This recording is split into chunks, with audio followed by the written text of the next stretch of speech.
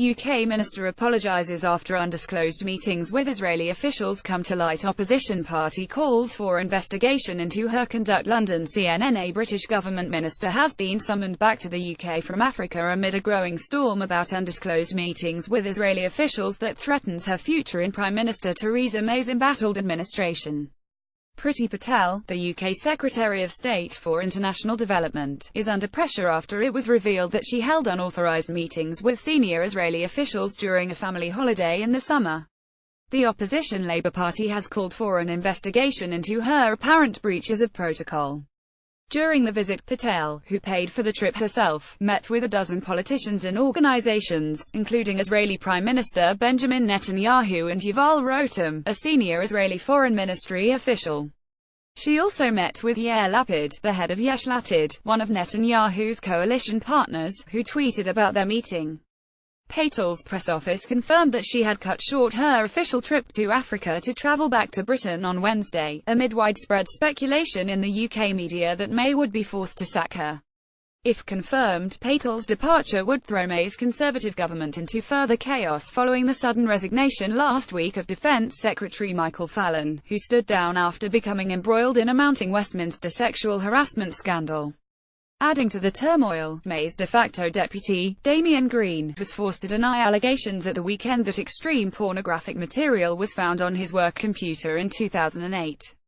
In another shocking development, former Welsh Government Minister Carl Sargent, who was sacked last week after undisclosed allegations about his personal conduct, was found dead on Tuesday. He had apparently killed himself, the UK Press Association reported.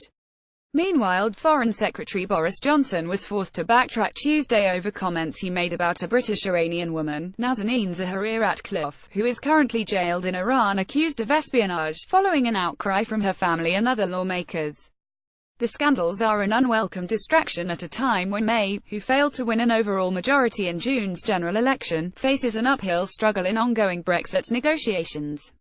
Her government is also under pressure from Labour to release secret documents detailing the economic impact of withdrawing from the European Union.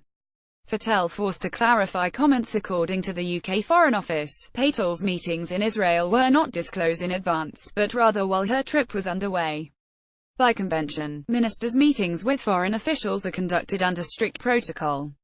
Any private meetings should be disclosed in advance. News of Patel's meetings with Israeli officials emerged in the UK media at the end of last week. In an effort to explain her actions, Patel told The Guardian that Foreign Secretary Boris Johnson knew about her trip. However, Patel was forced on Monday to correct the record and make clear that the Foreign Secretary was not informed in advance of her trip to Israel, but became aware of it while she was there. In the same statement, she clarified that she had met with a dozen Israeli politicians and organizations. Patel apologized, saying, "In hindsight, I can see how my enthusiasm to engage in this way could be misread, and how meetings were set up and reported in a way which did not accord with the usual procedures.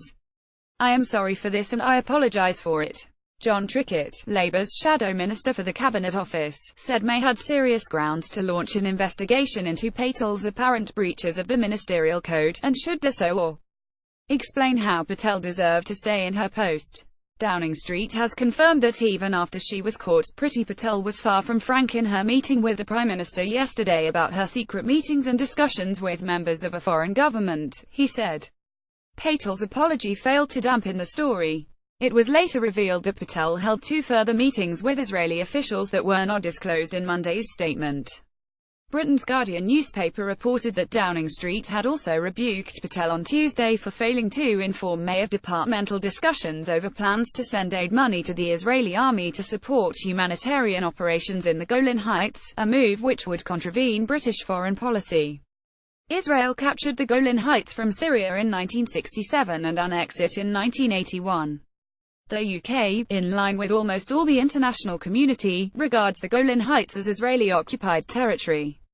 The Jewish Chronicle then published a story claiming that May was made aware of Patel's meeting with Netanyahu within hours of it occurring and that Patel had been instructed by Downing Street not to mention the two meetings that were not disclosed on Monday. Downing Street dismissed the claims. It is not true that the Prime Minister knew about the International Development Secretary's meeting with PM Netanyahu before Friday, 3 November, a Downing Street spokesman said in a statement. It is equally untrue to say that Number 10 asked DFID, the Department for International Development, to remove any meetings from the list they published this week. In response to a request for comment from CNN, the Israeli Foreign Ministry confirmed Patel's meeting with Rotem, a senior ministry official, but would not disclose the content of the meeting. The ministry also declined to comment on a report by Israel's Haaretz newspaper that Patel had visited the Golan Heights while in Israel. Yair Lapid's office told CNN that the politician regularly meets with senior leaders from abroad who are visiting Israel. The meeting with Priti Patel was warm and friendly. He looks forward to continuing to strengthen the Israeli relationship. CNN's Max Foster, Ewan McCurdy, Andrew Carey, Hilary McGann and Sarah Chiplin contributed to this report.